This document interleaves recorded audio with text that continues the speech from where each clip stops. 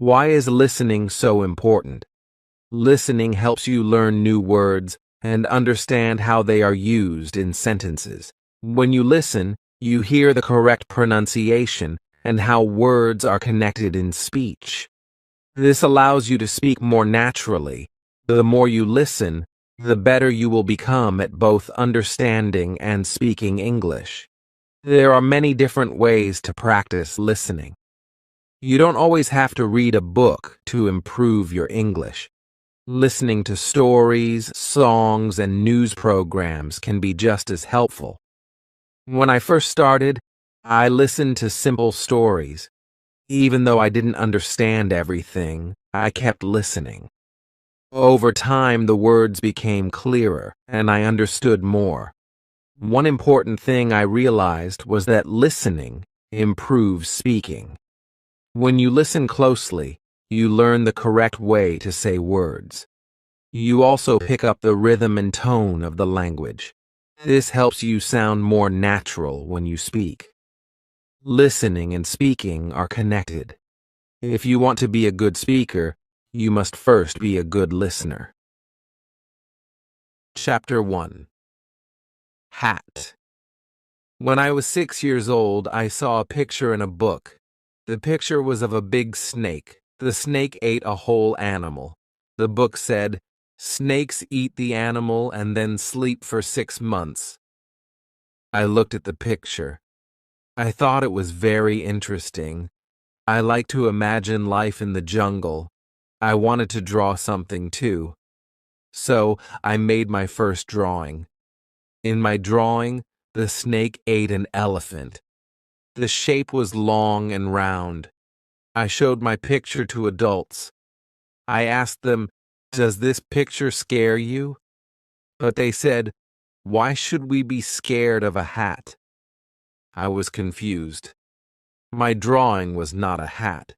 It was a snake who ate an elephant. But adults did not see it. They only saw a hat. I wanted to help them understand. So I made another drawing. In this picture, I drew the inside of the snake. You could see the elephant inside. I called this picture number 2. But the adults did not care. They told me to stop drawing. They said it was better to study geography, math, history, and grammar. I was very sad. I stopped drawing. I wanted to be an artist. But the adults didn't understand my pictures. So, I listened to them. I chose another job. I became a pilot. I flew planes. I flew in many countries. I saw many places. I met many people. I had to learn geography. It helped me fly my plane in the right direction. Even after many years, I still met many adults. I talked to them, but I saw something. Most adults were serious. They talked about numbers and work. They didn't talk about stars or forests or love. When I met an adult who seemed normal, I showed them my old picture. Picture number 1. I always kept it with me. I wanted to see if the person could really understand something deep. But every time the person said, "It's a hat," then I knew that this person was not someone I could talk to. I did not speak about big snakes or stars. I just talked about simple things like money, golf, or bridges. And then the adult was happy, because I talked like an adult, like a reasonable man. So for many years, I lived alone. I didn't have anyone to really talk to. I kept my thoughts inside. But one day, everything changed. I was flying over the desert. Suddenly, my plane had a problem. Something in the engine broke. I was alone. There was no mechanic with me, no other person. I had to fix the plane by myself. It was very difficult. I was in the Sahara Desert. There were no people, no houses, no roads, just sand. I only had a little water, enough for 1 week. I had to work fast. If I didn't fix the plane, I could die. I felt scared. I was alone in the middle of the desert. That night, I slept on the sand. It was very quiet. I was far from everything, 1,000 miles away from any city or village. It felt like I was on another planet. I closed my eyes and slept. I didn't know that my life was going to change forever the next morning. Chapter 2: Sheep. The sun was just rising. I was still sleeping on the sand. I was alone in the big desert. There was no village, no road, no house. I was more alone than a man in a small boat in the middle of the ocean. But then, something very strange happened. A quiet voice woke me up. It said, "Please, draw me a sheep." I opened my eyes quickly. I was shocked. I looked around, and I saw a little boy, a very small boy. He had golden hair. He was standing in front of me. He looked calm. He didn't look scared. He didn't look lost. He was just standing there and looking at me. He said again, "Draw me a sheep." His voice was soft. His eyes were serious. I stared at him. I was 1,000 miles away from any person. I didn't understand. I asked him, "What are you doing here?" But he didn't answer my question. He only said, "Draw me a sheep." I felt surprised, but I didn't know why. Something in his face was different. It was not like other people. I wanted to say more, but I remembered I am not an artist. I stopped drawing when I was 6. I could only draw 2 things: a snake from the outside and a snake from the inside. So I showed him my old picture, the one that looked like a hat. He looked at it and said, "No, no, no. I don't want a snake who ate an elephant. That's too scary. And an elephant is too big. I want a sheep. Where I live, everything is very small." So I tried again. I drew a sheep. He looked at it and said, "This sheep looks very sick. I don't want a sick sheep." So I drew another one. He said, "This one has horns. That's not a sheep. That's a ram." I tried again. He said, "This sheep is too old. I want a young sheep that can live a long time." I didn't know what to do. I was tired. I wanted to fix my engine. So I quickly drew a small box. I said, "This is a box. Your sheep is inside the box." He looked at the box for a moment. Then his face lit up. He was very happy. He said, "Yes, this is perfect. This is just what I wanted. Do you think this sheep will need a lot of grass?" I said, "Why do you ask?" He answered, "Because where I live, everything is very small." I smiled and said, "Don't worry. I gave you a very small sheep." He looked at the picture again and said, "It's sleeping now." And I looked at him. I didn't understand what was happening, but I knew this moment was special. I felt something warm in my heart. That is how I met the little prince. Chapter 3. Planet. I didn't know where the little prince came from, but I wanted to know. He didn't answer questions directly. He asked many questions, but he almost never answered mine. Still, little by little, I started to understand him. He said something one day that helped me learn more. He looked at my airplane and said, "What is this thing?" I told him, "It's not just a thing.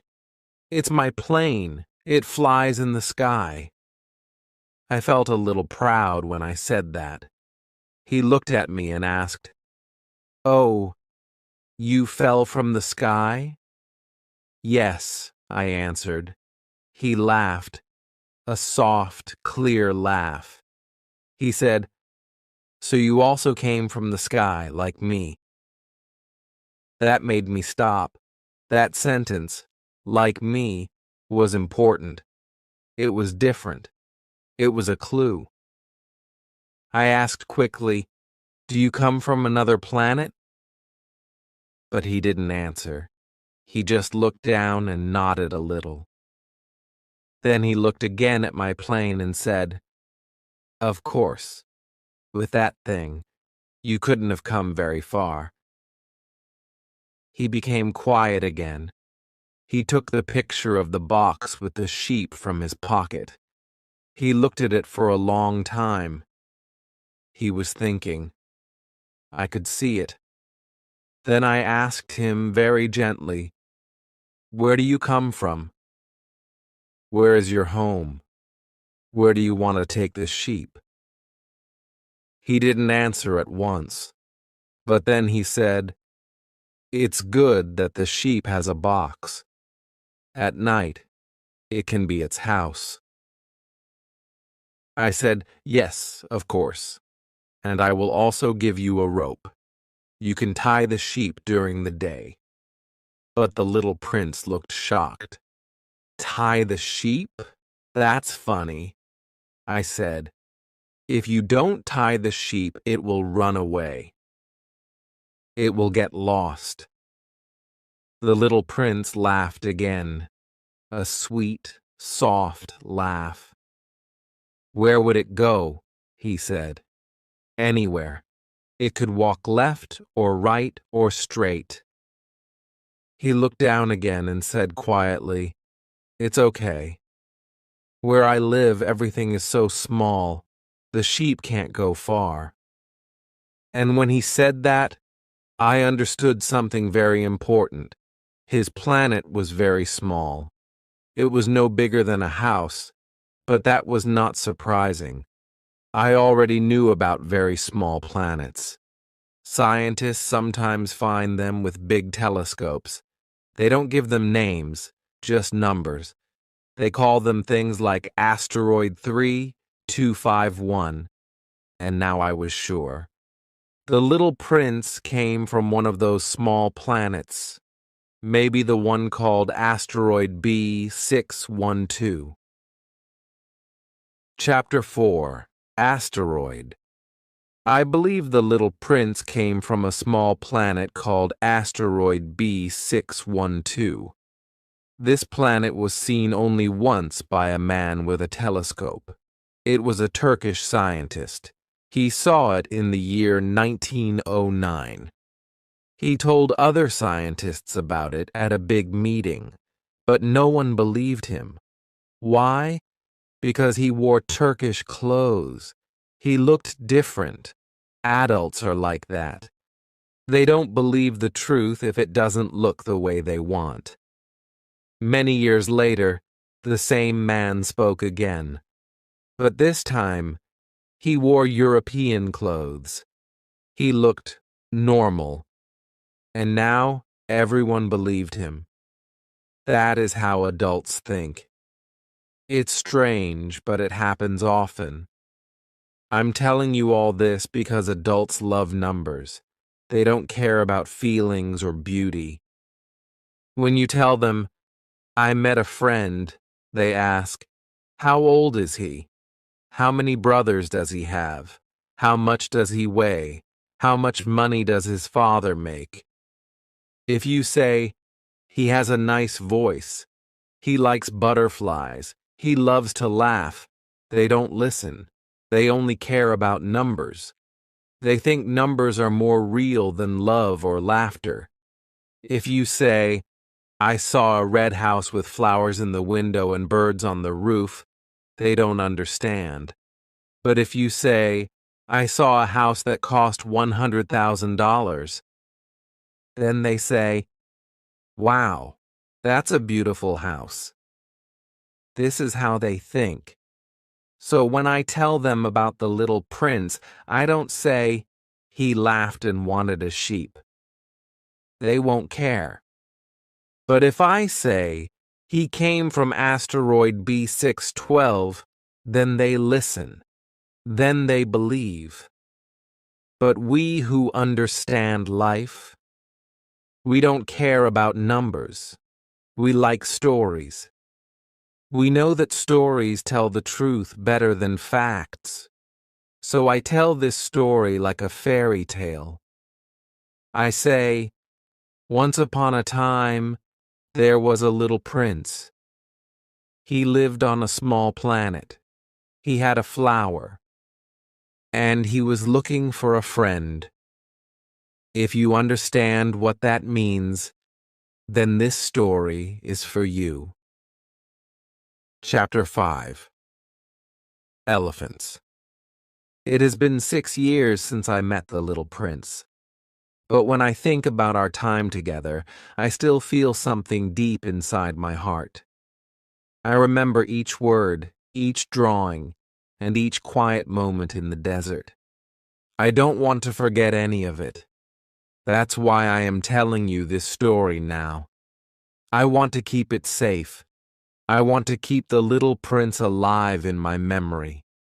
Because when we forget a friend, it is very sad. And not everyone has a real friend. So I bought some pencils and started drawing again, even though I had not drawn anything since I was a child. I try to make my drawings look true, but it is not easy. Sometimes the little prince looks too tall, sometimes too short. I don't even know if I got the color of his clothes right. But I try my best. I hope you can forgive my mistakes. The little prince never explained much. He thought I could understand everything like him, but I couldn't. Maybe because I was already becoming like the adults. Maybe I was already old. Every day I learned something new about his planet. He didn't tell me everything at once. He told me little by little, when something reminded him of his past. On the third day, I learned about the danger of baobabs. It was during a conversation about sheep. He asked me, "Is it true that sheep eat little bushes?" I said, "Yes, of course." He said, "Ah, I'm glad."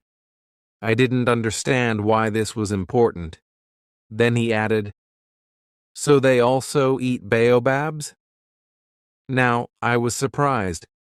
I told him baobabs are not like little bushes. Baobabs are very big trees. They are as big as churches. Even if you had a group of 9 elephants, they could not eat a single baobab. I laughed when I said this. 9 elephants on a tiny planet. They would have to stand on each other. The little prince laughed too, but then he became serious again. He said something very important. Before baobabs grow big, they are small, very small. And then I understood. Baobabs start as small seeds. They are like little plants at first. But if you don't pull them out early, they grow fast. Then they become too strong. Their roots go deep into the ground. On the little prince's planet, the ground is very small. If too many baobabs grow, they can break the whole planet. Their roots can tear the planet into pieces. That's why the prince wanted a sheep. He needed it to eat the small bushes before they became dangerous trees. I could now imagine the life of the little prince every morning. He would wake up, clean his volcanoes, and look for small baobab plants. Then he would pull them out quickly before they could grow. It was like a daily duty, a quiet fight against disaster. He said, "It's a question of discipline. Sometimes there are good plants, and sometimes there are bad ones. But the seeds look the same. You have to watch them carefully. When you see a bad one growing, you must remove it immediately." This lesson touched me deeply. I thought about our world. Maybe we also have baobabs, bad habits, bad thoughts, bad feelings. If we don't stop them early, they grow and take over our lives. If we let anger, jealousy, or lies grow, they can destroy everything, just like the baobabs on the prince's planet. But if we are careful, if we take time each day to clean our hearts, then we are safe. We need our own discipline, too. The little prince asked me to draw a picture of the baobabs for children. He said, "Sometimes children wait too long. Then it's too late." He was right. When a baobab is big, it's hard to remove. That's why I made a serious drawing of 3 huge baobabs. Their roots are deep. They are heavy and strong. I wanted this picture to be a warning, a simple but important message. Pull the baobabs when they are small. The prince spoke quietly that day. He looked into the sky as he talked. I could see that he wasn't just speaking about trees. He was thinking about his planet, his flower, and maybe about something he didn't say. And I was listening, not just with my ears, but with my heart. Chapter 6: Trees. After learning about the baobabs, I started to understand more about the little prince's planet. He did not tell me everything at once. He spoke in short sentences. But each sentence had meaning. Each little word helped me see his world more clearly. I saw that his planet was small but full of life. It had volcanoes, sunsets, and seeds. There were many seeds in the ground, some good and some bad. And that is how I began to understand about the trees. He told me that on his planet, just like on Earth, seeds fall into the ground. The ground doesn't choose the seed. It accepts all seeds, good ones and bad ones. Then the seed sleeps. It sleeps deep in the soil, sometimes for a long time. But one day it wakes up. Slowly the seed begins to grow. At first, the plant is very small. You cannot tell what kind of plant it is. It might be a rose. It might be a weed. It might be something beautiful. Or something dangerous. The little prince said that this is the important moment. When the plant is small, it is easy to pull out. But when it grows, it becomes harder. Some plants grow fast. Some grow slowly. But if the plant is bad and you don't pull it out soon, it becomes a big problem. That is what happens with baobabs. At first, they look like all the other little plants. You don't know they are baobabs. You think they are just small leaves. But then they grow. They grow tall. Their roots go deep. Their trunks become thick. If you wait too long, it is too late. They become too strong, and they can break your planet.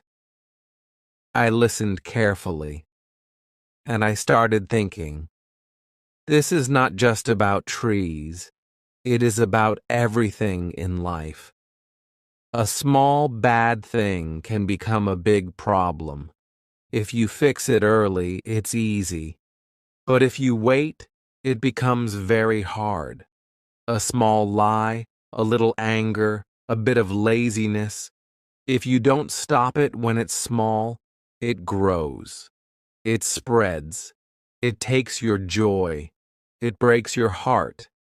Just like baobabs break a planet. I looked at the little prince and I understood. His planet was like his heart. He had to take care of it.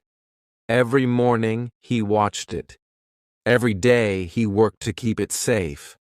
And that's how he lived. He told me that some days it was hard to get up. Some days he felt lazy. But he said, it is a question of discipline. Even if he was tired, he would get up. He would check his planet. He would look for small baobabs. He would pull them out before they grew big. It is easy, he said, but you must do it every day. I thought about my own life. I thought about my thoughts, my habits, my heart. Maybe I had my own baobabs. Maybe we all do. We all have small things inside us, jealousy, fear, sadness. If we are not careful, they grow. They take space. They become hard to remove. But if we see them early, we can pull them out. We can be free. The little prince didn't say much more. He looked up at the stars. I stayed quiet too. There was nothing more to say. I just looked at him. His face was calm. He was small, but he had a big heart. He was serious but kind. He was just a boy, but also more than a boy. I didn't know everything about his planet, but I knew one thing. It was small, it was fragile, and it was beautiful, just like a heart. Chapter 7. Sun. The little prince loved the sun. He told me this one morning while we were sitting in the sand. He said, on my planet, I can see the sunset many times a day. I looked at him and smiled. He was not joking. He really meant it. He said, all I have to do is move my chair a little. Then I can see the sun go down again. I thought that was beautiful. On Earth, we have to wait the whole day for one sunset. But the little prince could watch many. He told me one time he watched the sunset 44 times. I was surprised. I asked him, why did you watch it so many times? He looked at me and said, because I was very sad. That touched my heart. Sometimes, when we are sad, we look at beautiful things. We want to feel peace. The little prince didn't cry. He didn't talk much, but he watched the sun set again and again. He sat and waited. He moved his chair. He looked at the sky, and he felt the warm orange light. It gave him comfort. It gave him hope. Maybe he was thinking of home, or maybe of someone he loved. I didn't ask. I just listened. The sun was special to him. He said it made him feel calm. It made his small planet feel big. When the light touched the ground, everything looked golden. He said, the sun helps flowers. The sun wakes me up. The sun makes me feel alive. I looked at his face. It was soft and quiet. He wasn't just talking about the sun in the sky. He was talking about something deeper. The sun in his heart. The light that gives you strength when you are tired. The warmth that makes you smile even when you are alone. I remembered my own childhood. I also loved the sunset. I used to sit on the roof of our house. I waited for the light to change. The sky turned yellow, then orange, then pink, then purple. Then the stars came out. It always felt like magic. I never told anyone how much I loved it. But when the little prince spoke, I remembered that feeling. I remembered the silence, the soft wind, the slow fading of the day, and I understood him better. He said, "People on your planet are always busy. They forget to look at the sun." He was right. We run from place to place. We look at our phones. We think about work, money, problems, but we forget the sky. We forget the light. We forget the joy of simple things, like a sunset. The little prince taught me something important. He taught me that looking at the sun is also a way of feeling, a way of remembering, a way of healing.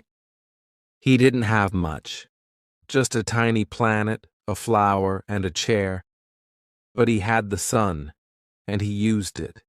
He watched it with love, with care, with heart. That day, in the desert, we both looked at the sunset. The sky was wide. The colors changed slowly. No words were needed. The little prince didn't speak. He just watched. And I watched with him. In that moment, we were both quiet. We were both human. We were both full of something very old and very deep. When the sun finally disappeared, he looked at me. He said, "The sun always goes down, but it also comes back." And I knew he was not just talking about the sun. Chapter 8. Flower. One day the little prince told me about a flower. His voice became soft when he spoke about her. His eyes looked far away, as if he was back on his planet again. He said, "One morning, a new flower appeared. She came slowly. The seed had slept in the ground for a long time. Then one day it woke up. The flower grew inside a bud. She took her time. She wanted to be perfect. She prepared herself quietly. She chose her colors carefully. She wanted her petals to be just right. And finally, one morning, just as the sun rose, she opened. The little prince was amazed. She was beautiful. She was soft. She was full of color and light. He had never seen anything like her. All the other flowers on his planet were simple, but this one was different. She was proud. She was delicate. She was special. At first, the little prince didn't understand her. She started speaking in a slow and graceful voice. She said, "Oh, I just woke up. I'm sorry. My hair is messy." She had a kind of pride, but it was not cruel. It was soft and quiet. She wanted to be loved. The little prince said, "You are very beautiful." And she smiled. But then she said, "Do you have a screen to protect me from the wind?" The little prince didn't know. He had never taken care of a flower like this before. He felt shy. He didn't know what to do. Then she asked, "And what about breakfast? Can you bring me something?" The little prince ran to get water. He tried his best. He brought her a glass dome to protect her from the cold. He gave her love. But sometimes she said things that confused him. She talked about tigers. She talked about her thorns. She tried to be strong, but she was not. She was soft inside.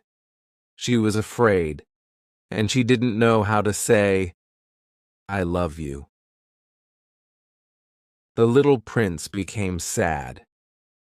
He didn't understand her words. He didn't see the love hidden behind her pride. He thought she didn't care about him. He felt alone. He started to feel unhappy on his planet. That's when he decided to leave. He said to me, "I didn't understand flowers then. I was too young to understand love." When he left, he looked at her one last time. She said, "I was wrong. I didn't know how to show my feelings. I love you, but you didn't understand me, and I didn't understand you. That is my fault. Please go. Be free. Try to be happy." She was not proud anymore. She was gentle. She didn't cry. She didn't ask him to stay. She let him go. That is true love. Letting someone go if they need to. The little prince was surprised. He didn't expect that. She looked beautiful in the morning light. The wind touched her petals. She stood quietly in the breeze. The little prince didn't want to leave, but he had already decided. He wanted to see other places. He wanted to learn. And now he carried her in his heart. As he told me this story, he looked at the sky. His voice was low. He missed her. I could feel it. He didn't say the word love, but it was there, in every sentence, in every pause, in every look. He had loved that flower, and maybe she had loved him too. But sometimes, when we are young, we don't know how to show it. And that is why the little prince left his planet. Not because he stopped caring, but because he wanted to understand. Chapter 9. Glass. The little prince stayed with the flower for some time before he left his planet. But during those days, things were not easy. The flower who had once opened so gently became difficult. She asked many things. She spoke in a strange way.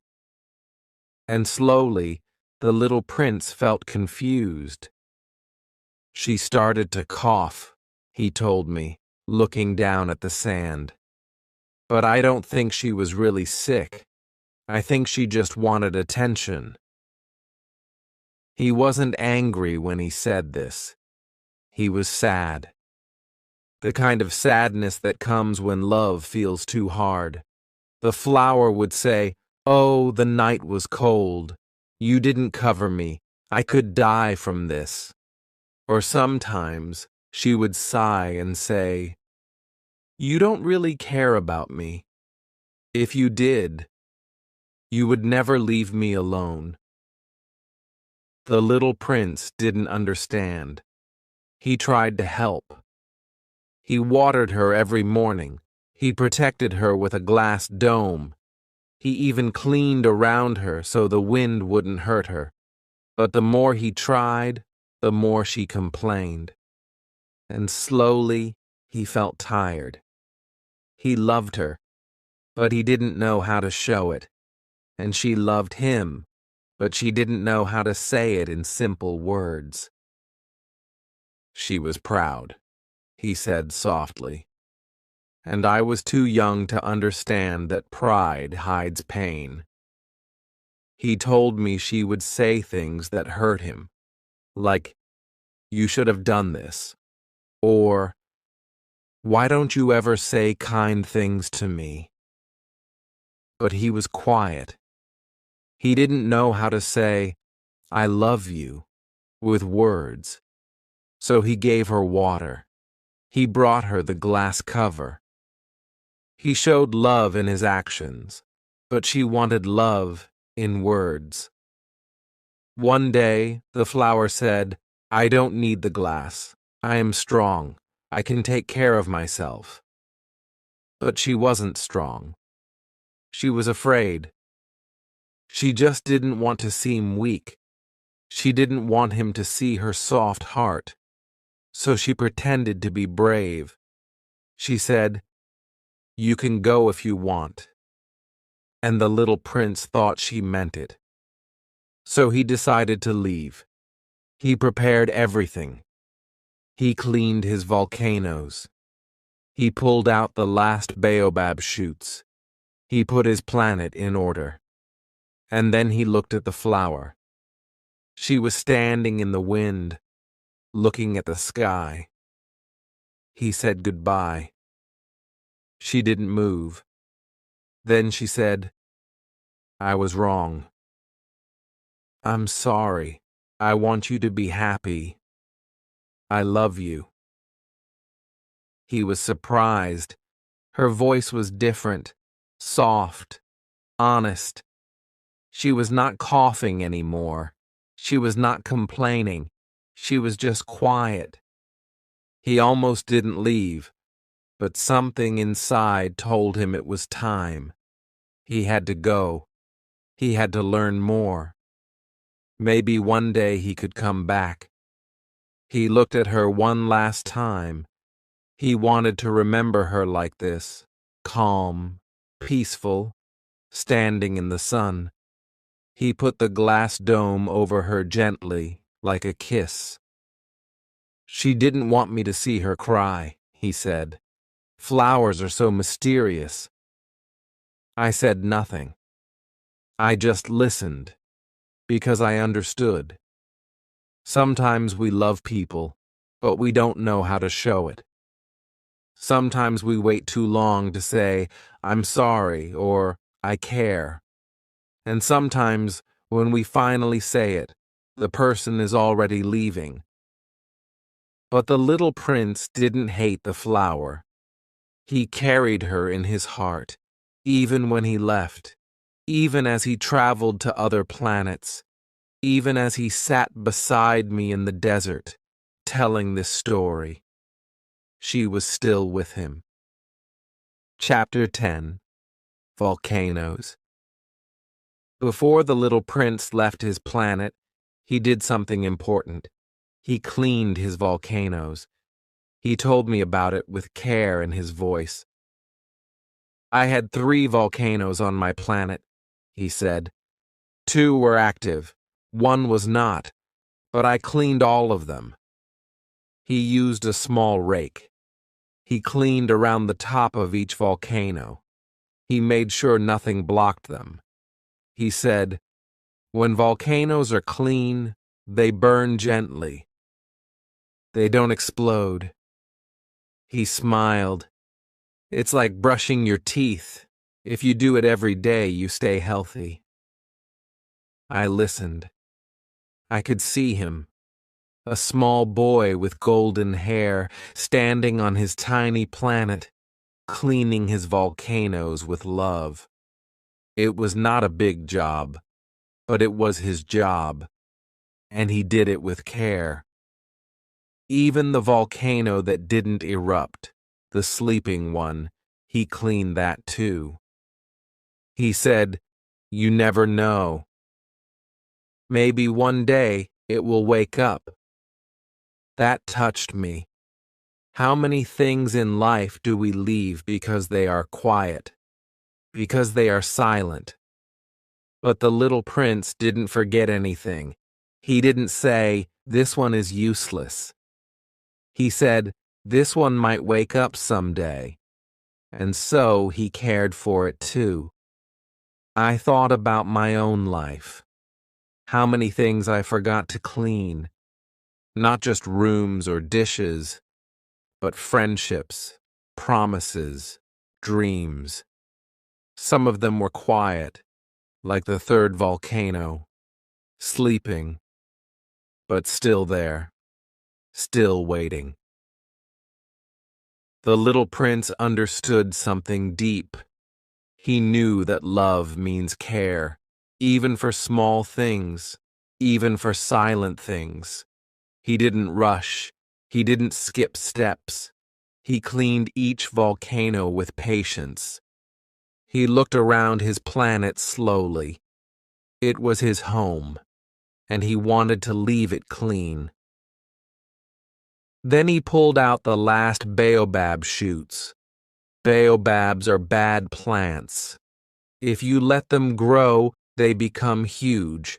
They break the planet. But when they are small, you can remove them easily. So the little prince checked his ground. He pulled each one carefully. He said, "Sometimes bad things grow quietly. If you wait too long, they get too big. Then it's hard to stop them." He looked serious when he said this. I thought of bad habits, angry thoughts, sadness. All these things are like baobabs. If you don't watch them, they grow. If you don't act early, they take over. The little prince knew this. And that's why he checked every day, cleaning his volcanoes, pulling the baobabs, saying goodbye to his flower. He told me, "It was a peaceful morning. I did everything I always do. But I knew, this time, I would not come back soon." He didn't cry. He didn't rush. He just did what he always did. That was his way of saying goodbye. With action. With love. I asked him, "Was it hard to leave?" He looked at me for a moment. Then he said, "Yes. But I wanted to understand things. I had to go." That's when I realized, sometimes we leave home, not because we stop loving it, but because we want to understand it better. We go far so we can see what it really means to us. And when we come back, we love it more. That morning, before he left, the little prince gave one last look at his planet. It was small. It had a flower, 3 volcanoes, and some stars above. But for him, it was the whole world. Then he stepped into the wind and left. Chapter 11. King. After the little prince left his own planet, he began to visit other planets. He wanted to learn. He wanted to meet new people. He wanted to understand grown-ups. The first planet he visited was very small, but it was not empty. It had a king. The king was sitting on a big chair. He wore a purple robe and had a crown on his head. He looked very serious. When he saw the little prince, he said, "Ah, a subject." His voice was loud, like a person who gives many orders. The little prince looked around. There was no one else, just the king. The planet was too small for more than one person. "A subject?" the little prince asked. "But who do you rule?" The king raised his chin. "I rule over everything," he said. "Over this planet, over the stars, and even over you." The little prince was surprised. You rule the stars? Yes, the king said, and they obey me. I give orders, and they listen. The little prince wanted to see how powerful this king really was. So he asked, Can you order the sun to set? The king looked confused. Then he answered carefully, Yes, of course, but I must wait for the right time. I only give orders that make sense. I order the sun to set at sunset. The little prince laughed. That's not a real order, then. But the king didn't laugh. He was serious. He believed he had great power, but really he had no one to rule. He just liked giving orders. Then the king said, Stay with me. I will make you a minister. A minister of what? Asked the little prince. Of justice, the king said proudly. But there is no one here, the little prince replied. Then judge yourself, the king said. That is the hardest task. Judging others is easy, but judging yourself is real wisdom. The little prince thought for a moment. That was actually a good idea. It is true. We are often hard on others, but we don't always see our own mistakes. Then the little prince asked, May I go now? The king didn't want him to leave. I order you to stay, he said. But the little prince had already made up his mind. He didn't want to live on that planet. There was no one to talk to, no one to help. Just a lonely man giving orders to the stars. So the king thought quickly. If you must go, then I order you to go, he said. Yes, I order it now, as your king. The little prince smiled kindly. He knew the king just didn't want to be alone. As the little prince left, he thought about what he had learned. Some grown-ups love power. They want to feel important. They give orders, even when no one listens. They wear crowns and sit on chairs and speak with big voices. But inside, they are just lonely. The little prince felt a little sad. Grown-ups are strange, he whispered. But he was also curious. He wanted to visit the next planet. Maybe he would meet someone different. Maybe he would understand the grown-up world more. And so, the journey continued. Chapter 12. Mouse. After the little prince left the planet of the lonely king, he visited another tiny planet. This one was quiet, almost too quiet. At first he thought it was empty, but soon he saw something small and fast, a little gray mouse. It stood on a rock, staring at him with tiny black eyes.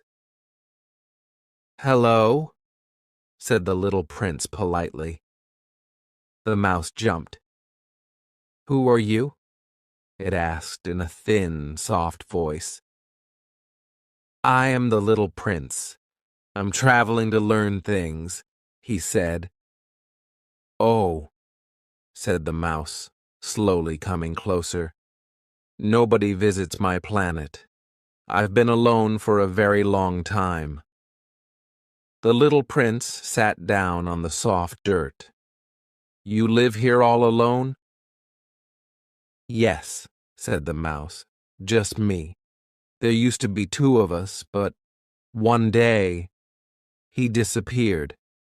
Maybe he went to look for cheese somewhere better, or maybe he got tired of me." The little prince looked gently at the mouse. "I'm sorry. That must feel lonely." The mouse nodded.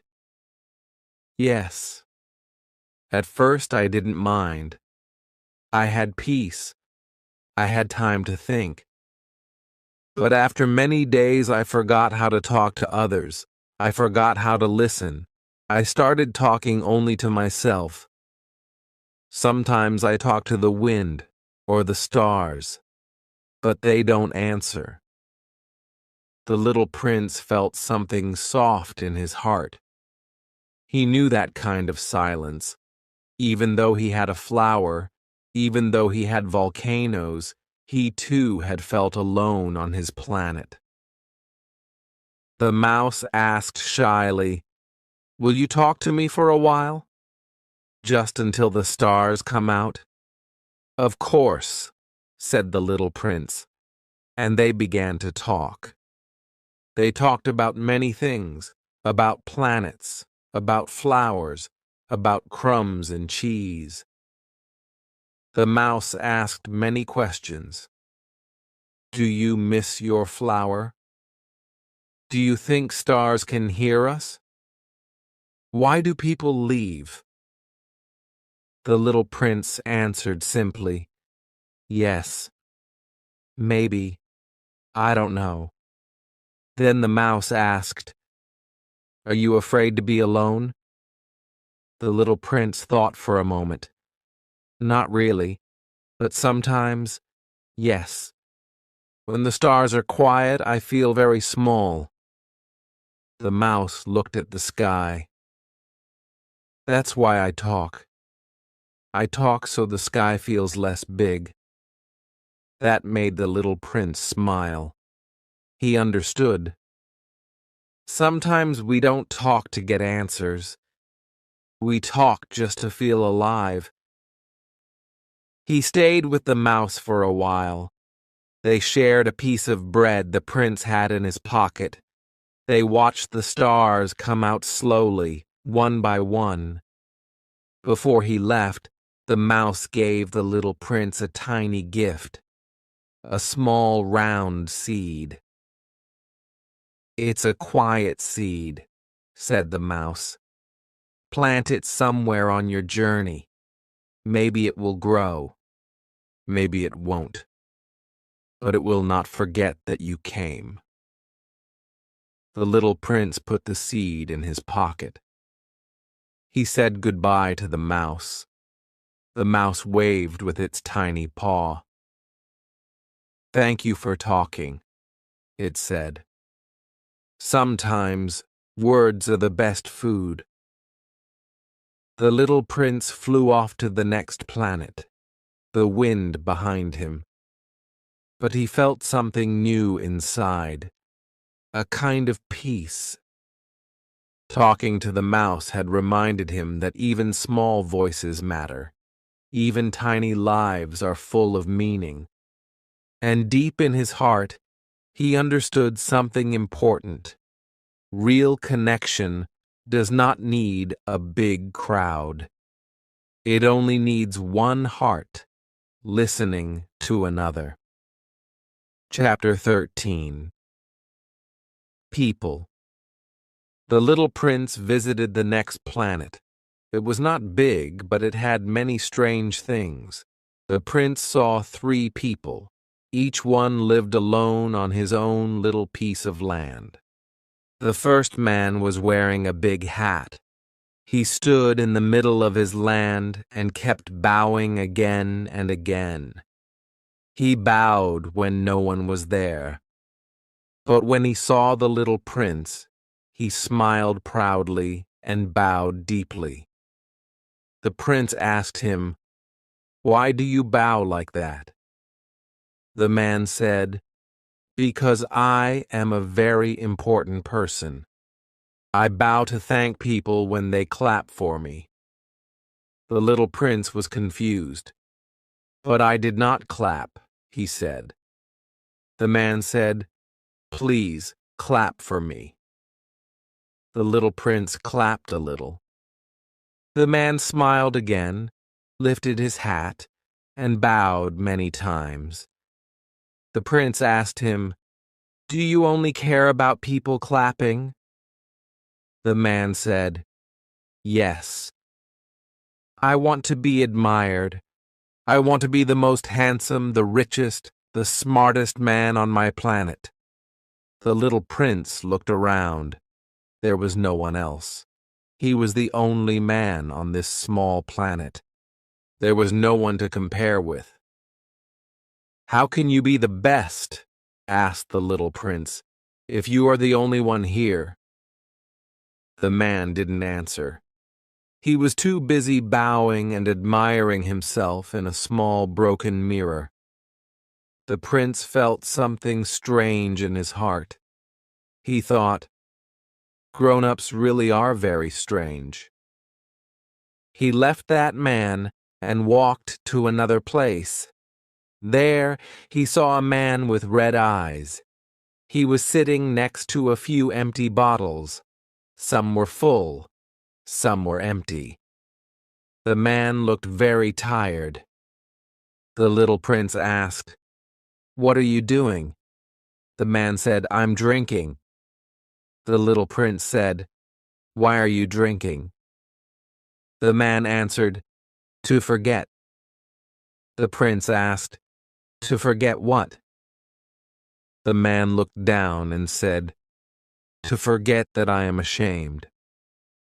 The prince asked softly, "Ashamed of what?" The man said, "Ashamed of drinking." Then he said nothing more. He just drank and looked sad. The little prince sat there for a minute. He watched the man drink from one bottle and then look at the sky. The man had tears in his eyes. He was not a bad person, just lost. The prince didn't know what to say. He stood up slowly and continued walking. Then he met the third man. He looked very serious. He sat at a desk with paper and a pencil. He was counting. 1, 2, 3, 4, 501,200,000 stars. He looked tired, but excited. The little prince asked, "Why are you counting stars?"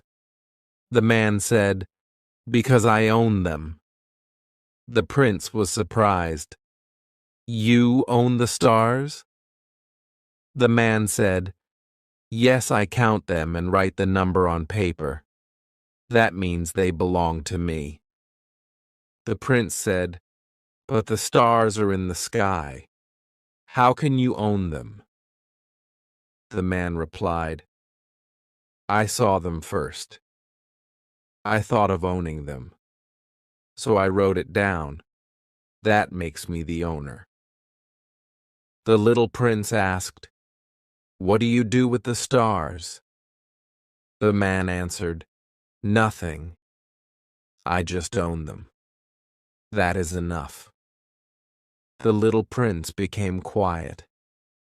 Then he said, "I have a flower. I water her. I protect her. I listen to her. That is how I care for her. But you don't care for the stars. You only count them. That's not the same." The man didn't understand. He went back to counting.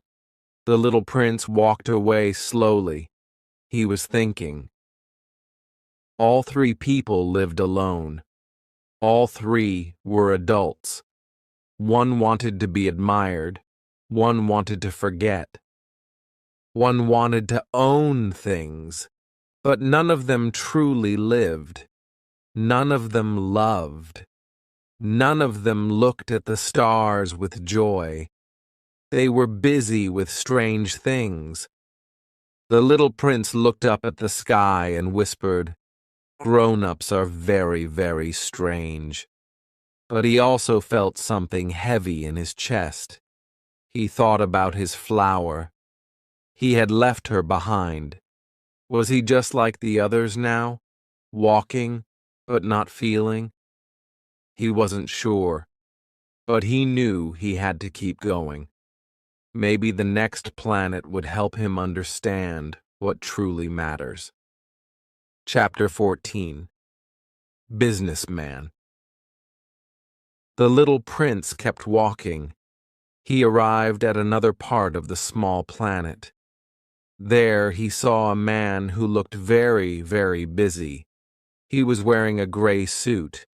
He was sitting at a table full of papers. He had a big notebook in front of him. He was writing numbers and looking up at the sky. The man didn't even look at the prince. His eyes were serious. His hands were fast. He was counting. He didn't smile. He didn't stop. The little prince stood there for a while. Then he asked, "Hello, what are you doing?" The man replied quickly, "I'm very busy. I don't have time to talk." The little prince waited. He asked again, "What are you doing?" The man finally looked at him and said, "I am a businessman. I am counting stars." The little prince was surprised. "You count stars?" he asked. "Yes," said the businessman. "I count them. I write the number in my notebook. Then I lock the notebook in a drawer. That way I know I own them." The little prince sat down and looked at the stars above. He said, "You own the stars?" The man nodded. "Yes, I was the first to think about owning them. That makes them mine." The little prince was quiet. Then he asked, "And what do you do with the stars?" The man replied, "I do nothing. I just own them." The prince didn't understand. He said, "I have a flower. I water her. I protect her from the wind. I listen to her. That's what I do because she is mine." The businessman looked confused. "That's not the same," he said. "I'm serious. I do important work. I'm a man of logic. I don't waste time on small things." The little prince looked down. He didn't like what he heard. "Owning something is not the same as caring for it," he said softly. The businessman didn't listen. He kept writing numbers. "I own 501 million stars," he said. "Maybe more. I need to recount them. I don't want to lose track." The prince watched him. The man seemed tired. His eyes were dull.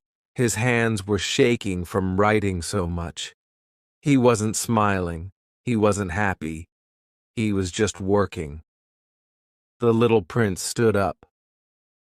"You are not rich," he said. "You are poor. You don't enjoy the stars. You don't even look at them. You only count them. That's not living. That's just writing numbers." The man didn't respond. He just kept counting. The prince turned away and looked at the sky. The stars were bright. They looked beautiful. He thought about his flower. She was far away now. She might be looking at the same sky. He wondered if she was okay. He missed her voice. He missed her little cough. He missed her silly words. She was not perfect. But she was real, and she was his. The businessman had stars, but he didn't know them. He didn't touch them. He didn't love them. The little prince had a flower, and he missed her. He knew now that caring was more important than owning. That love was not about control. It was about giving time, giving attention, giving part of your heart. The little prince felt something warm and sad inside his chest. He said, "Goodbye," to the businessman. But the man didn't hear him. He was still counting. The prince looked at the stars one last time before leaving. They were free, they were shining, and they belonged to no one. Or maybe they belonged to the people who looked at them with love. Chapter 15. Lamp. The little prince walked on. He felt quiet inside. The last planet made him think a lot. Then he saw a small planet with only one man.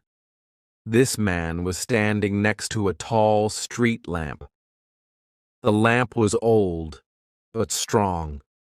The man had a long coat and a hat. He held a stick in his hand. The little prince watched him. Every minute, the man would turn on the lamp. Then, 1 minute later, he would turn it off, then on, then off, again and again.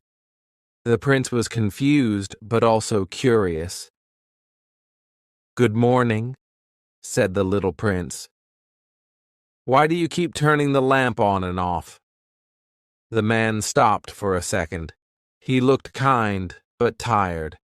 "It is the order," he said. "Long ago, the rule was to turn on the lamp when night comes and turn it off when day comes. It was easy then.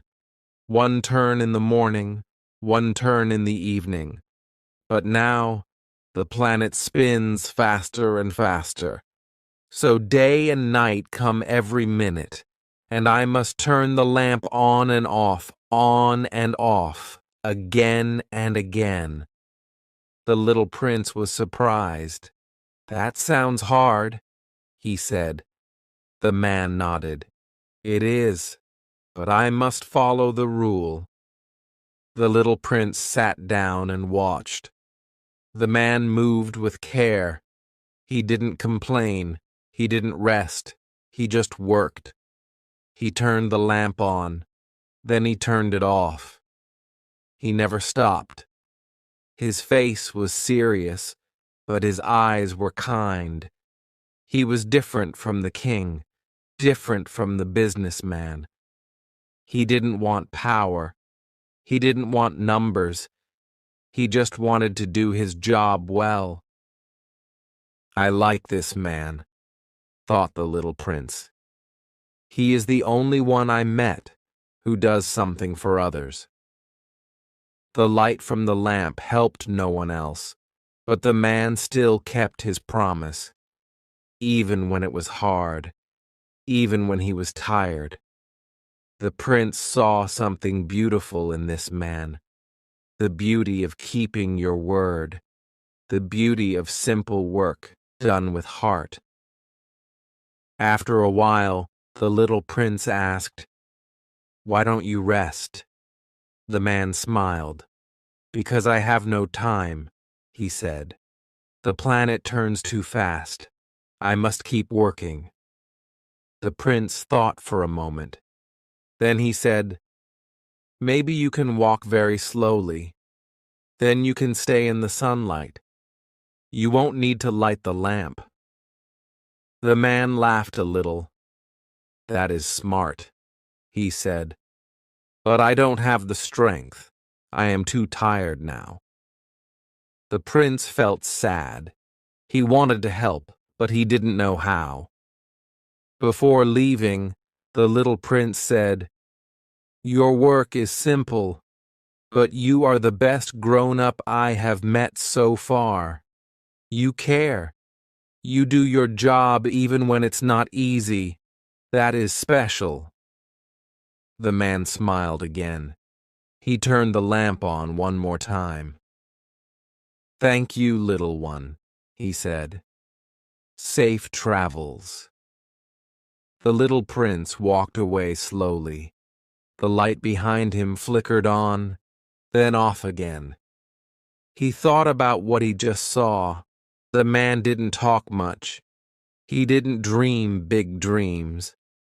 But he did something small with great love. That made him great. As the little prince looked up at the stars, he thought, maybe doing one thing with love is better than having everything and doing nothing. That thought made him smile, even though he felt a little tired, too. Chapter 16. Geographer. The little prince came to another planet. It was bigger than the last ones. There was a man sitting at a high desk. He wore glasses and looked very serious. Books were stacked around him, big books with thick covers. The man did not look up at first. He was busy writing something in a notebook. The little prince stood quietly, then softly said, "Good morning." The man looked up and nodded. "Good morning," said the man. "Are you a traveler?" The little prince smiled. "Yes," he said. "What do you do here?" The man sat up straight. "I am a geographer," he said. "I study places. I write about rivers, mountains, oceans, and cities."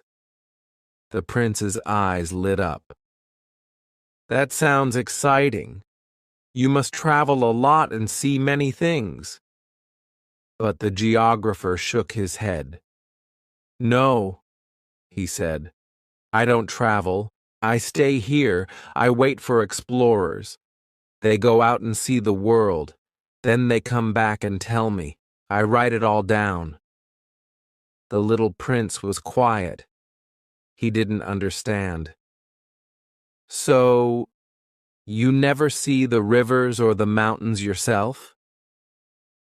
The geographer shook his head again. "Number. That's not my job. I only write.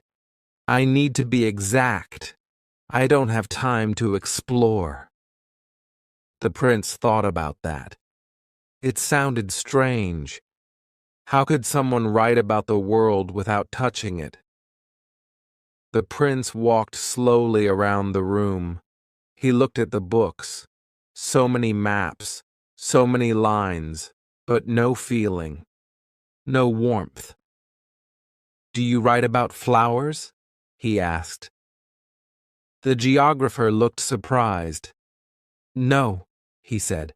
"Flowers don't last. They are not important. They disappear too quickly." The little prince looked down. His heart became heavy. "My flower is important," he whispered. "She may disappear, but she matters." The geographer heard his voice change. "Why is your flower important?" he asked. The prince didn't answer right away. Then he said, "Because I love her." The geographer closed his book. He looked at the prince. "Then she is important to you. But I only write about things that last forever. I write facts." The little prince walked to the window. He looked out into the stars. "So you only write about things that don't change?" he asked. The geographer nodded. "Yes. Mountains, oceans, deserts. Not flowers, not people." The prince felt something soft break inside him. The world of grown-ups felt colder on this planet. There was knowledge here, but not heart. He turned back to the man. "Can you tell me where to go next?" The geographer opened a map and pointed. "Go to Earth," he said. "It's a large planet. Very interesting." The prince nodded. "Thank you." He was already thinking about his flower. She was alone. She was not in any book, but she was in his heart. As he flew away, he thought, books are useful, but they don't tell you everything.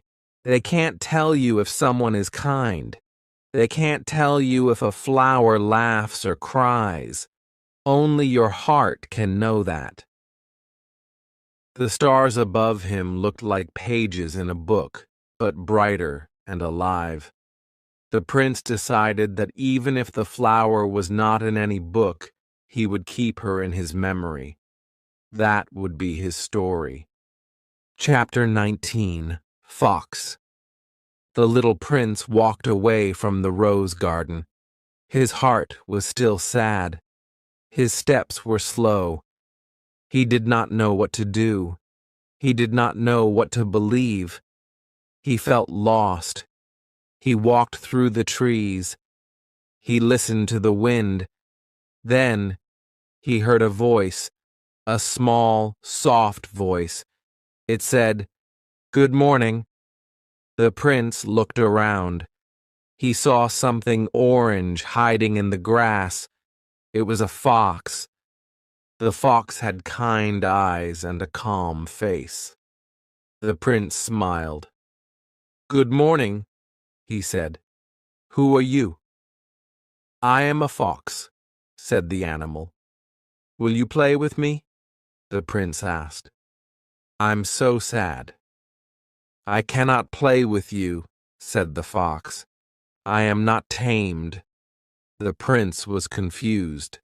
"What does that mean, tamed?" The fox looked at him. "It means to create ties, to need each other, to become special to each other." The little prince thought for a moment. "I'm not sure I understand," he said. "Explain it to me." The fox sat down. His voice was gentle. "Right now you are just a little boy to me, like 100,000 other little boys. I do not need you, and you do not need me. But if you take me, then we will need each other. You will be special to me.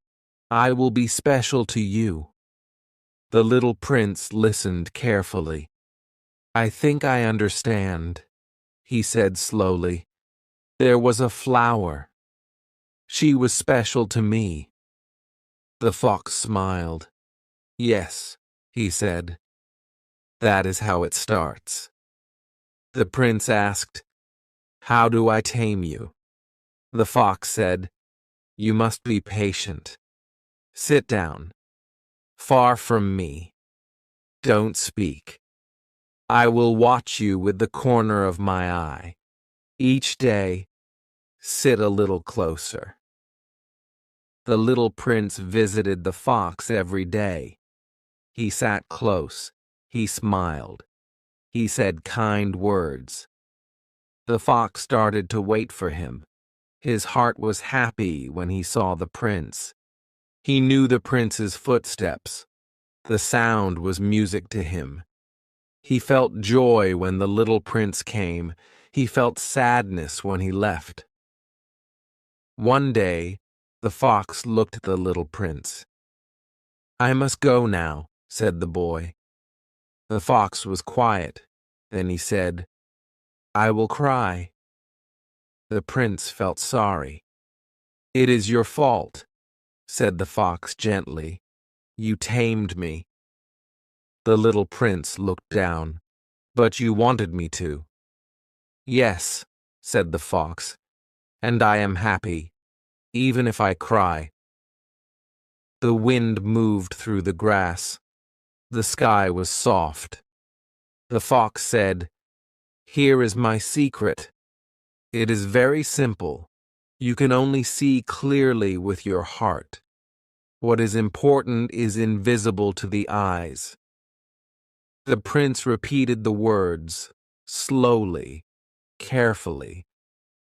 What is important is invisible to the eyes. The fox said, "You are responsible forever for what you have tamed. You are responsible for your rose." The prince thought about the rose garden. He thought about his flower. She was the only one he had tamed. She was his rose. She was not just a rose. She was his rose. The little prince hugged the fox. Then he said goodbye. He walked away. His heart felt heavy, but also full. He had learned something true, something deep. The wind felt different now. The stars above looked softer. He was still sad, but also stronger. Chapter 20. Secret. The little prince walked quietly.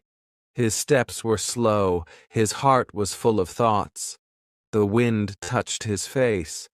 The fox's words stayed in his mind. You are responsible for your rose. You can only see clearly with your heart. These words were like light in a dark room. They made him feel something deep, something hard to explain. He stopped and looked up at the sky. The clouds were soft, the sun was gentle. The world felt big, but the prince didn't feel small anymore. He felt connected to the fox, to the rose, to something more. He didn't know what to call it, but it was there, a feeling like love, a feeling like truth. He sat down under a tree and closed his eyes. He remembered the fox's face. The fox was wise. The fox was kind. He remembered the way the fox said the word secret, like it was something very important, like it could change everything. The prince opened his eyes. I want to remember that secret forever, he whispered. What is important is invisible. He touched his chest. It's here, he said, in my heart. He stood up again. He started walking. The grass moved around his feet. The sun followed him. He walked for a long time. Then he saw something in the distance. It was a railway track. He stood near it. He saw the lines go far, far away. He thought about people, always moving, always rushing. The prince thought about what the fox said. People forget the truth, he said softly, but I will not forget. He smiled to himself. I will remember my rose. I will remember my friend. And then something wonderful happened. The prince felt a soft warmth in his heart, like a flame, a little light. It didn't come from outside, it came from inside him. It was the secret. It was now part of him. The secret said, you are responsible for what you love. The prince stopped walking. That's it, he said. That's the meaning. That's why the fox gave me this secret. He sat down again and whispered to the wind, even if I am far from my rose, I still care for her. Even if I am on another planet, I am still her friend. His voice was gentle. This is what love means. He looked at the sky. Maybe I was too young to understand my flower, he said. But now I know. She was not just a flower. She was my flower. The prince felt the secret grow stronger inside him. He was not just a traveler now. He was someone who had tamed, someone who had loved, and someone who would never forget. The sun began to set. The light turned golden. The wind was quiet. The prince closed his eyes. He felt peace. Chapter 21. Trains. The little prince kept walking. His heart was full of the fox's secret. He held it gently, like a gift that cannot break, but still must be protected. He was thinking about love, about being responsible for someone, and about the things that cannot be seen with the eyes. As he walked across the earth, he heard a loud sound in the distance. It was a train. The tracks were shaking. The air moved fast. The noise came closer and closer. Then the train passed. So many cars, so many windows, but not many faces inside.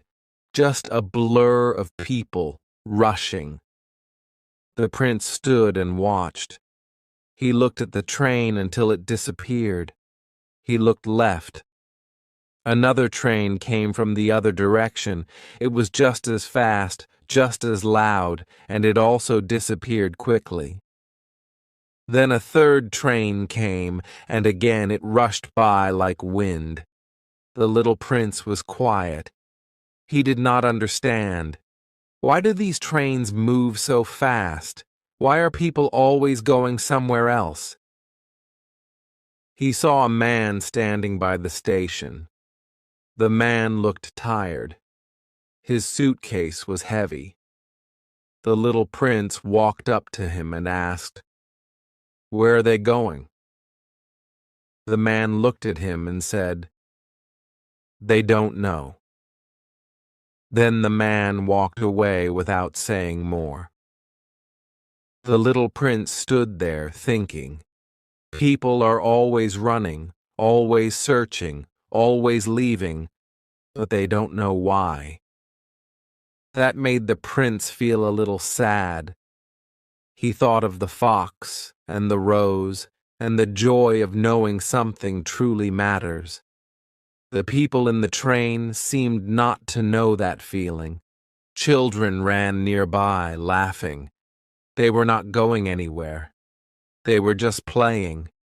They had no suitcases, no watches, no tickets, but their eyes were full of joy. The little prince smiled. He sat down and watched the children play. One boy had a toy train. He was not in a hurry. He made it go in circles, forward and back, and he laughed every time. The prince thought, "This is different. This train has a reason. It brings happiness." The little prince understood something new. Grown-ups make trains, build tracks, sell tickets. They spend time and money, but sometimes they forget why they move. They forget what they are looking for. They think going fast is the answer, but speed without purpose is just noise. The little prince watched the train toy again. The boy smiled as it moved. Only children know what they are looking for, the prince whispered to himself. He felt that truth deep in his heart. Only children remember to look with the heart. He looked at the sky again. The clouds were pink. The sun was going down. The light was soft. He remembered the fox. He remembered the rose. He remembered the secret. You are responsible for what you love. He repeated that again, softly. The wind blew. It was a kind wind. Like a friend, like someone saying, "Keep going, you're learning." The little prince stood up. He started to walk again, but slower now. He had no train, he had no suitcase, but he had something better. He had love, he had memories, he had a purpose, and he would not forget it. Chapter 22. Desert. The little prince kept walking. Now he was walking with the narrator, the pilot. They were in the desert together. The sun was hot. The ground was dry. There were no trees, no water, no people. Just sand and sky. And they were very thirsty. The pilot felt tired. His lips were dry. His eyes looked around but saw nothing. No village, no house, not even a shadow. Only sand and more sand. He wanted to rest, but he also wanted to find water. The prince looked up at him and said, "It is good to have a friend, even when you are about to die." The pilot stopped walking. He looked at the boy. He felt something move inside his chest. Even though they were lost and thirsty, those words gave him comfort. They sat down on the sand. The wind touched their faces. It was quiet. Too quiet. The pilot thought of his plane, broken far away. He thought of home. He thought of all the people who don't understand children. He looked at the prince again. This small boy with golden hair had changed his world. Not with loud words, not with power, but with soft questions, and with a heart that could see what was invisible. The little prince smiled.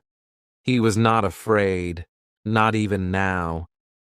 He looked at the sky. He said, "The desert is beautiful." The pilot looked around. He didn't understand. There was nothing beautiful here. No flowers, no rivers, just empty space. He asked, "Why do you say it's beautiful?" The little prince answered, "Because somewhere it hides a well." That sentence was like a light in the dark. The pilot understood what he meant. Even when you cannot see something, the hope that it exists makes everything feel different. They sat for a while, not speaking, just listening to the silence. And in that silence, something felt soft, not scary, not empty, but peaceful. The little prince looked at the sand, then at the stars above. He said, "What is important is invisible." The pilot nodded. His heart felt full, not with water, but with something warmer, something like love, or understanding, or being seen. The prince leaned against him. The sky turned darker. Night was coming, but the fear was less now. Even without water, even without a map, the pilot knew something was growing between them, something that was stronger than thirst. He thought again about the prince's words. "It is good to have a friend, even when you are about to die." Yes, it was true. A true friend makes pain smaller. A friend makes you feel alive, even in the middle of a desert, even when you don't know what tomorrow will bring. They looked at the stars together. The prince said, "Sometimes when you feel very small, you understand big things." The pilot did not speak. He just listened. And in that quiet, they became even closer.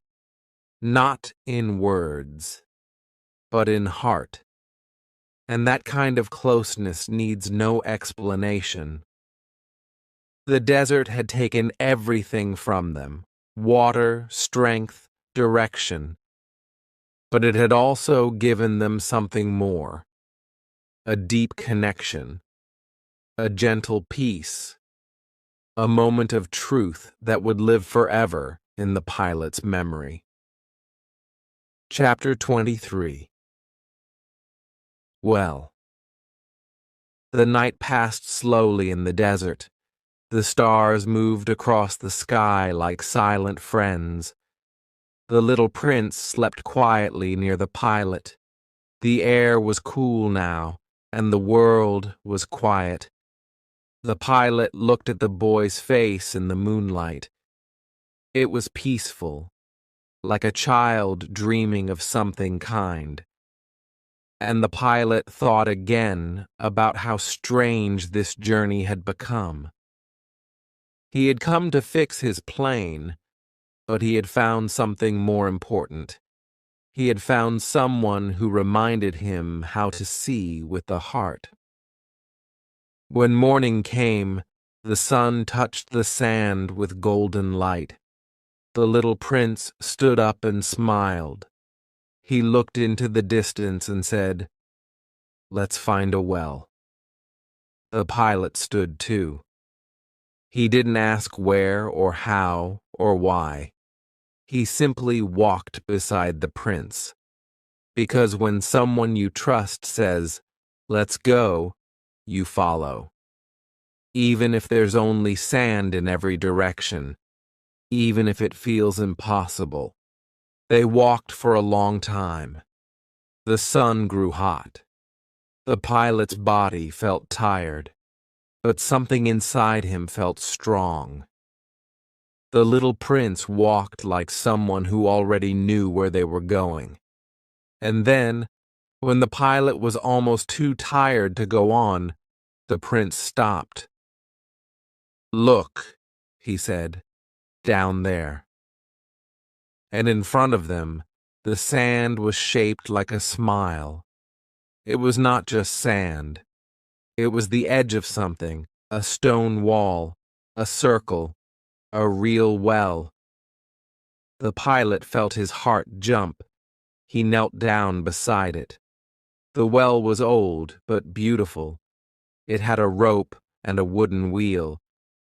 There was a bucket, too, the kind of well you read about in stories. He pulled the rope.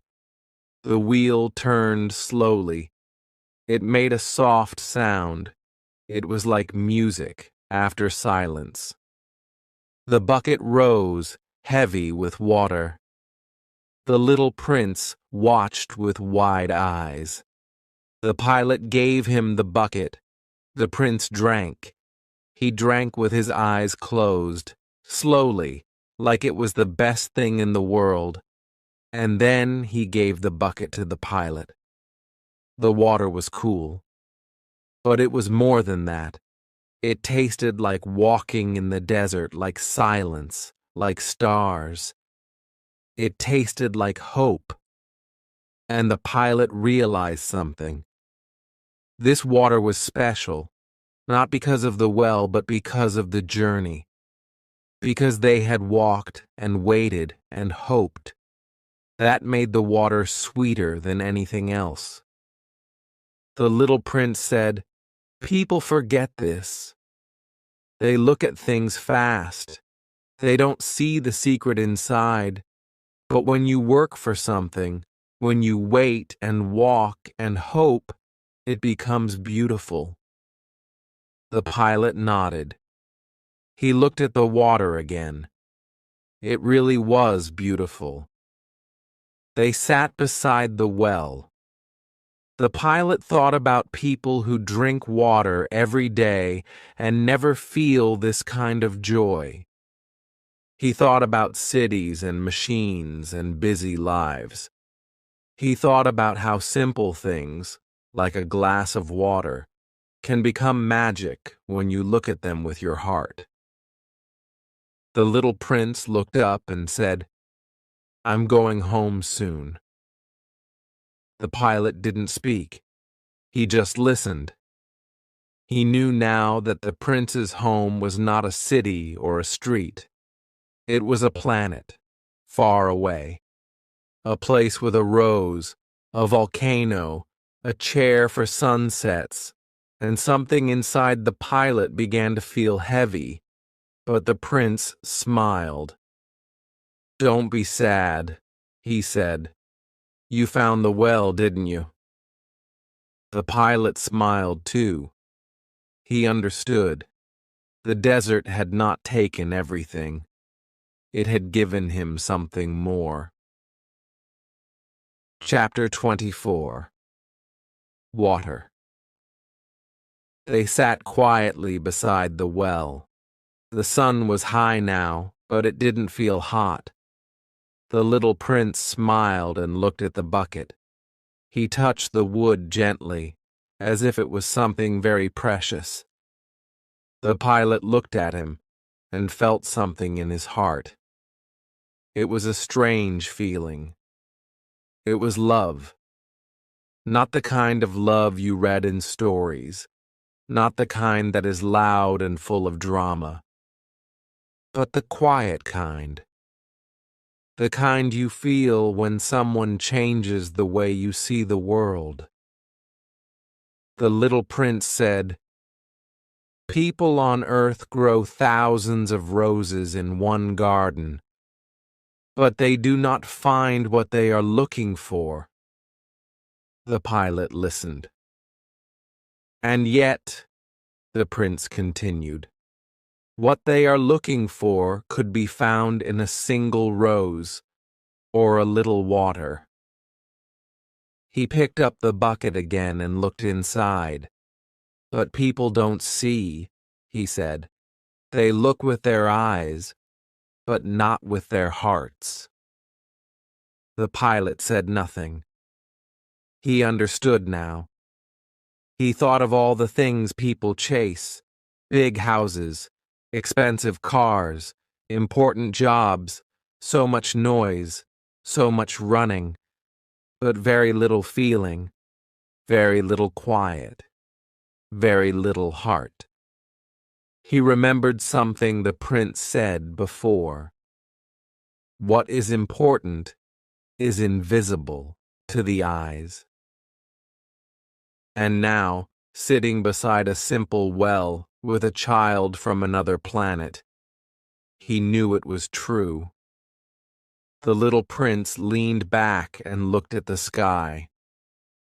"My Rose is alone," he said. "I left her behind. I didn't understand her. I didn't know how to love her. She looked proud, but she was soft inside. She only had her 4 thorns, and I left her." The wind moved gently through the air. The pilot looked at the boy and saw sadness in his face, not the kind that cries, but the kind that lives quietly in the heart. The pilot wanted to say something to help, but he didn't know what words to use. Sometimes silence is better than words. So he just sat with the boy, and in that silence, they both thought about love. Real love. The kind that is not perfect. The kind that is sometimes difficult. But also the kind that stays in your heart even when you are far away. Then the little prince said something very soft. "The stars are beautiful because of a flower you cannot see." The pilot smiled. He understood now that the stars were not just stars. They were lights filled with meaning. They were reminders of love, of friendship, of quiet moments like this one. The desert was still. There was no sound except the wind. And in that quiet, everything felt full. The little prince said, "I will give you a gift. When you look up at the sky, you will see the stars. And because I will be living on one of them, it will be like all the stars are laughing." He laughed a little when he said this. "You will have stars that can laugh," he said. The pilot laughed too. He imagined looking up at the stars and hearing laughter. And for the first time, The sky felt alive. The pilot helped the little prince carry the bucket. They walked slowly, side by side, with the quiet joy that only comes when your heart is full. They did not speak much. They didn't need to. The well had given them more than water. It had given them a moment, a memory, a feeling they would never forget. Chapter 25. Wall. The sun was starting to set. The sky slowly changed its colors. It was golden at first, then pink, then soft purple. The desert was quiet again, but this time it felt different. There was a strange kind of peace in the air, like the whole world was holding its breath. The pilot walked with the little prince. They didn't talk much. The little prince looked thoughtful, like he had made a big decision. A quiet one. A decision from the heart. They walked until they reached a low stone wall. It stood there, alone, in the middle of the desert. It looked like a place where something ends, or maybe begins. The little prince stopped and looked at the wall. He stood very still. The pilot stood beside him. He didn't ask questions, but something inside him felt heavy, like a shadow growing longer. The little prince turned his head slowly and said, "This is the place." The pilot didn't understand. "What place?" he asked gently. The boy didn't answer right away. He walked closer to the wall and looked down. There was nothing there. Just sand and silence. But then something moved. A soft noise. A hiss. The pilot's heart jumped. He remembered the snake, the one they met when the prince first arrived on Earth. The snake that said it could send him home with a bite, a fast, soft bite. The pilot's voice shook a little. "What are you doing?" he asked. But the little prince didn't look afraid. His face was calm, very calm, but also very sad. "I have to go back," he said quietly. "To my planet, to my Rose. She is waiting for me." The wind blew through the boy's hair. His eyes looked distant, like he was already far away. The pilot said, "I fixed my plane. You can stay with me now. You don't have to go." But the little prince smiled. It was a kind smile. "You don't understand," he said. "My body is too heavy. I can't take it with me. It's just a shell. I must leave it behind, like an old coat." The pilot felt tears in his eyes. He didn't want to say goodbye. Not like this. "But it will look like I'm dead," the little prince said. "Don't be sad. Don't watch. It will hurt you. I don't want to see you cry." The pilot's throat was dry. He wanted to stop it, but he knew he couldn't. He knew this was the prince's choice. A quiet goodbye with no anger, only love. The little prince looked up at the sky. "It's just one moment," he whispered. "And then I'll be home." The snake moved slowly. It was almost beautiful, the way it slid over the sand. The pilot wanted to scream, to grab the prince and run, but he didn't. He stood still. Because sometimes love means letting go. The little prince walked to the wall. The snake was waiting. The sun had almost set. The shadows were long. The little prince turned one last time and looked at the pilot. His eyes were full of stars. "I will be there," he said, pointing up. "On one of them. You won't know which one. But when you look at the sky at night, you'll hear laughter, and it will be me." The pilot covered his face with his hands. He didn't want to see. He didn't want to feel this goodbye. But he did. Every part of him did.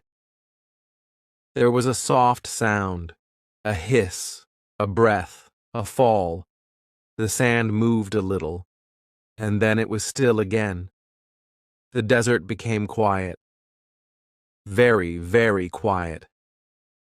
The stars started to come out, one by one, as if they were arriving for the prince to take him home. Chapter 26. Present.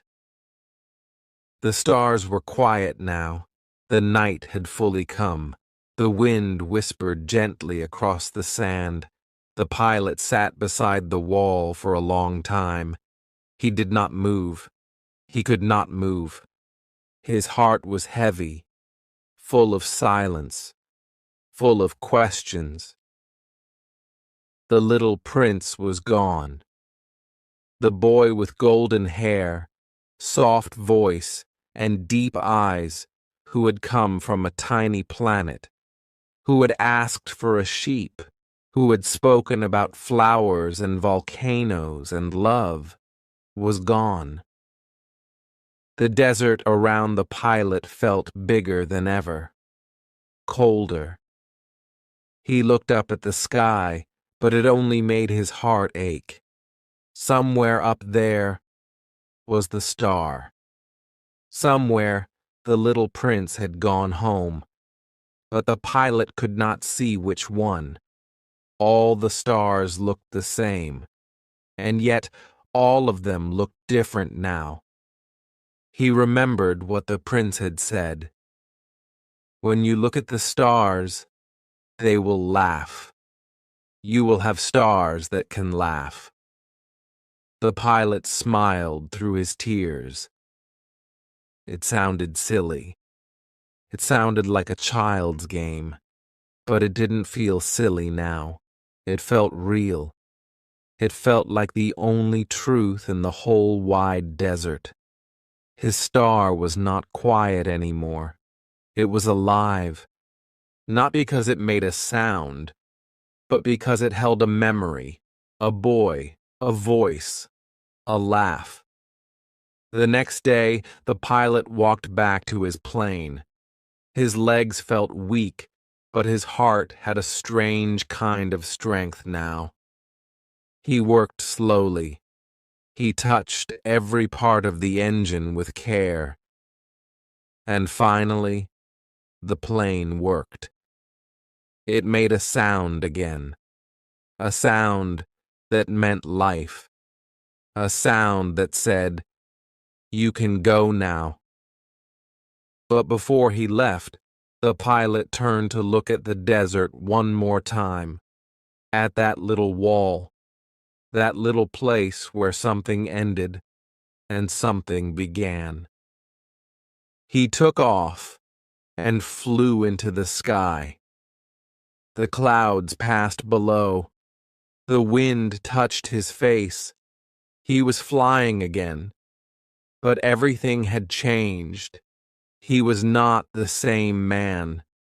The desert had given him something he could never explain. Something invisible. A quiet truth. A feeling that lived deep inside. And when night came and the stars began to appear, he looked up. At first he tried to guess which star was the prince's star, but then he stopped, because it didn't matter. The little prince had said, "It will be one of them. And when you look at the sky, you will hear me laugh." The pilot looked again. The stars looked brighter than before, and for a moment, just a small moment, he heard it. Not with his ears, but with his heart. A soft laugh, a gentle sound hidden between the stars. He smiled. It was the kind of smile that holds joy and sadness together, the kind that says, "I miss you, but I'm okay." He whispered, "Thank you," not to the stars, but to the boy who had changed his life, a boy who had come from far away, who had asked for a sheep, who had taught him how to look with his heart.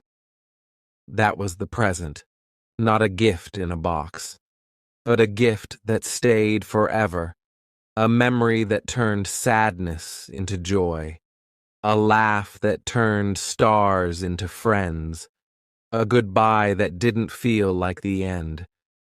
Because when you love someone, they never really leave. They stay in the sky, in your heart, in the way you see the world. Chapter 27. Bells. The pilot flew home. He was alone in the plane, but his heart was not empty. He was full of memories. He did not forget the little prince. He remembered every word, every smile, every story. The stars were not the same anymore. They were full of feeling now. Every time he looked up, he remembered the boy with the golden hair, the boy who asked for a sheep, the boy who laughed like no one else in the world. His laugh was special, software bright, full of joy, full of mystery. It was like music, like little bells. One day after many weeks, the pilot was standing outside at night. The sky was dark, but the stars were shining. He looked up and closed his eyes. He remembered the prince's words again. When you look at the stars, they will sound like little bells. The pilot smiled. He didn't hear anything with his ears, but in his heart, something moved. He felt a sound, not loud, not clear, but soft, sweet, like a laugh, like bells in the wind. It was not noise, it was feeling. He laughed quietly to himself. The stars made him laugh now. They were not just lights in the sky, they were a memory, a connection, a message. They were alive. And when he looked at them, he felt the prince was still there. Maybe on one of those stars, maybe smiling, maybe watching, maybe laughing. Or maybe the stars were his voice. Maybe they were his gift, a present that never ends, a sound that never goes away. Other people looked at the stars too, but they did not hear bells. They only saw lights, dots in the sky. But the pilot knew something more. He knew the truth, not because of science, not because of books, but because of love. The little prince had shown him a secret that only hearts can understand. The most important things, the prince had said, are invisible. And now, every night, the pilot looked up. He didn't search for one star. He looked at all of them, because all the stars were the little prince. All of them could laugh. All of them could sing. All of them could remind him love is real. Even when someone is far away, even when someone is gone, even when you don't understand everything.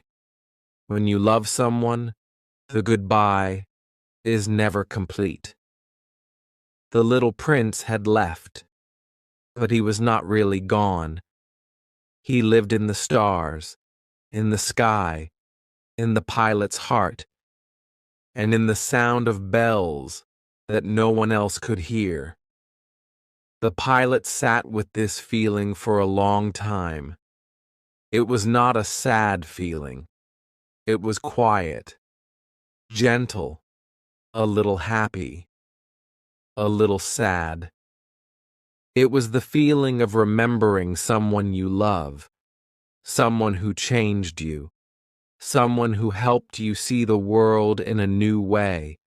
It was the feeling of keeping that person close, even when they are far.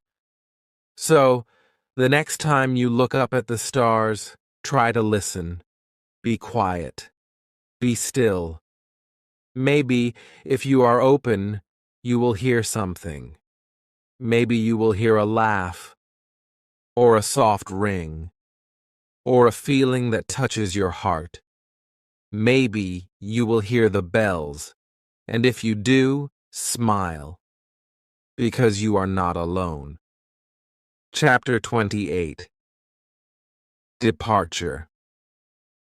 The little prince had made a decision. He had to go back to his planet. He missed his flower. He missed her soft voice, her petals, her silly words, and her pride. But most of all, he missed the feeling of being needed.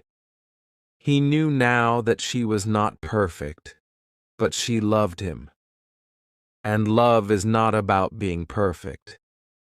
Love is about caring, about being responsible, about staying, even when it's hard. The pilot was with the prince.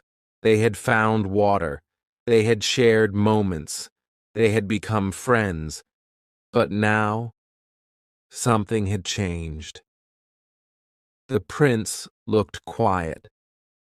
His eyes were calm, but there was something deep inside them, something far away. That evening, he walked alone. He went to the place where the snake was, the same snake who could help him go home. The pilot followed him. He saw the prince standing near a low wall. He looked small and beautiful under the stars. The pilot felt afraid. He didn't understand. "You're not going to leave now, are you?" he asked. The prince smiled softly. "It will look like I'm going away," he said. "But don't be sad. It will only be my body. My body is too heavy to take with me. You know that's not really me." The pilot felt his heart shake. He didn't want to say goodbye. Not now. Not like this. "I'll look at the stars," the prince said, "and you will too. I will be on one of them. And when you look at the sky, it will be like all the stars are laughing. You will have stars that laugh. And I will be happy because you will remember me. That is my present to you." The prince looked at the snake. It was quiet. It did not move. Then the prince took one step. He was not afraid. He was peaceful. The snake bit him quickly, and he fell slowly to the ground, very slowly, like a leaf falling, like a whisper. There was no sound, no pain, no cry, just silence, just the soft wind and the stars above. The next morning, the pilot went to the place again. The body was gone. There was no trace, no footprints, nothing, as if the prince had never been there. But the pilot knew. He had been there. He had spoken. He had laughed. He had loved. And he had gone home. The pilot fixed his plane and flew away. But everything had changed. The world looked different now. Every sound reminded him of the prince. Every sky, every quiet moment, and every star, especially the stars. He remembered the prince's laugh, the sound of bells, the feeling of something small and true and full of light. The pilot never told many people about the little prince. They wouldn't understand. They would think it was just a dream or a story. But he knew it was real. He remembered his voice. He remembered his eyes. He remembered the drawing of the sheep. And he remembered the question the prince had asked. Did the sheep eat the flower? The pilot didn't know the answer. Maybe the flower was safe. Maybe the sheep was kind. Or maybe not. But that question stayed in his heart. He thought about it every time he looked at the sky. He still wondered, and he still hoped. Because if the flower was alive, then the little prince was happy. And if the little prince was happy, then everything was okay. The pilot looked up at the sky. The stars looked the same, but now they had meaning. They were full of love, full of memory, full of magic. He smiled. He was not alone. The little prince was somewhere out there, laughing, shining, watching. And maybe one day they would meet again, under the same stars. The story is over. But maybe it's not really over, because this story lives in your heart now. The little prince came from a star, but he touched the earth. He met strange adults. He asked big questions, and he gave love to a small flower. Maybe he reminds you of someone, or maybe he reminds you of yourself. Now, when you look at the stars, you might smile. You might listen for a sound, a laugh, a memory, a little bell. So now I ask you, did the sheep eat the flower or not? Comment your answer below. I really want to hear what you believe. And if this story touched your heart, please like the video, subscribe to the channel, and share it with someone who needs a little light in their life. Because the world is full of adults. But we need more little princes. And maybe you are one of them. Thank you for listening. I'll see you in the stars.